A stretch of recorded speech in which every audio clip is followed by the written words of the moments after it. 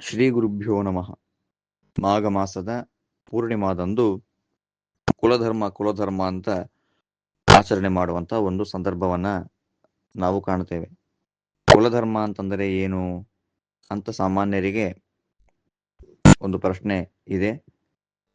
ಕುಲಧರ್ಮ ಅಂತಂದರೆ ನಮ್ಮ ಮನೆ ದೇವಿಯರಿರ್ತಾರೆ.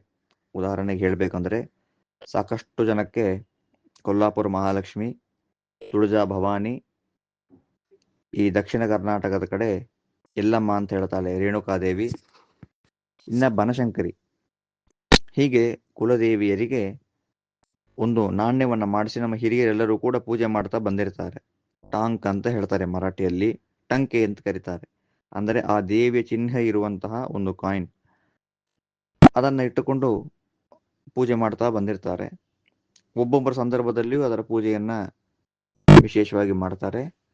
ಮದುವೆ ಮುಂಜುವೆ ಇಂತಹ ಸಂದರ್ಭಗಳಲ್ಲಿ ಆ ಟಂಕೆಯನ್ನು ಮಾಡಿ ಅದಕ್ಕೆ ವಿಶೇಷ ಪೂಜೆಯನ್ನು ಮಾಡಿ ಮದುವೆ ಆದ ನಂತರದಲ್ಲಿ ಆ ಕುಲದೇವಿಯ ಸನ್ನಿಧಾನದಲ್ಲಿ ಹೋಗಿ ಸಮರ್ಪಣೆ ಮಾಡುವಂತಹ ಒಂದು ಸಂಪ್ರದಾಯವನ್ನ ನಾವು ನೋಡ್ತೇವೆ.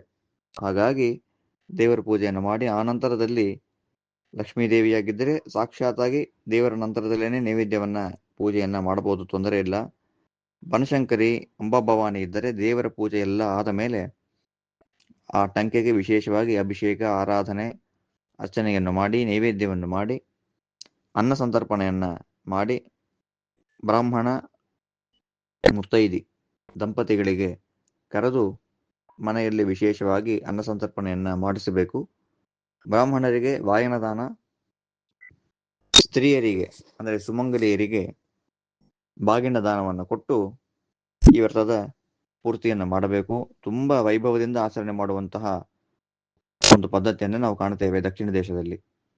ಅಂದ್ರೆ ಆ ಮದುವೆ ಸಂದರ್ಭದಲ್ಲಿ ಒಡವೆಗಳೆಲ್ಲ ಹೇಗೆ ಕೊಡ್ತೇವೆ, ವಸ್ತ್ರ, ವಾಯನ, ಬಾಗಿನ ಎಲ್ಲ ಹೇಗೆ ಕೊಡ್ತೇವೆ, ಹಾಗೆ ಆ ದಂಪತಿಗಳಿಗೆ ಕೊಟ್ಟು ಯಥಾಶಕ್ತಿ ನಮ್ಮಿಂದ ಎಷ್ಟು ದಂಪತಿಗಳನ್ನು ಕರೆದು ಮಾಡಲಿಕ್ಕೆ ಸಾಧ್ಯ ಇದೆ, ಮನೆಯಲ್ಲಿ ಅನುಕೂಲ ಇದೆ ಅಥವಾ ಬೇರೆ ಕಡೆ ಮಾಡಿದರೆ ನಮ್ಮ ಸೌಕರ್ಯವನ್ನ ನೋಡಿಕೊಂಡು ನಾವು ಈ ವ್ರತವನ್ನ ಆಚರಣೆಯನ್ನು ಮಾಡಿ ಆ ಕುಲದೇವತೆಯ ವಿಶೇಷವಾದ ಅನುಗ್ರಹವನ್ನು ಪಡೆಯಬೇಕು.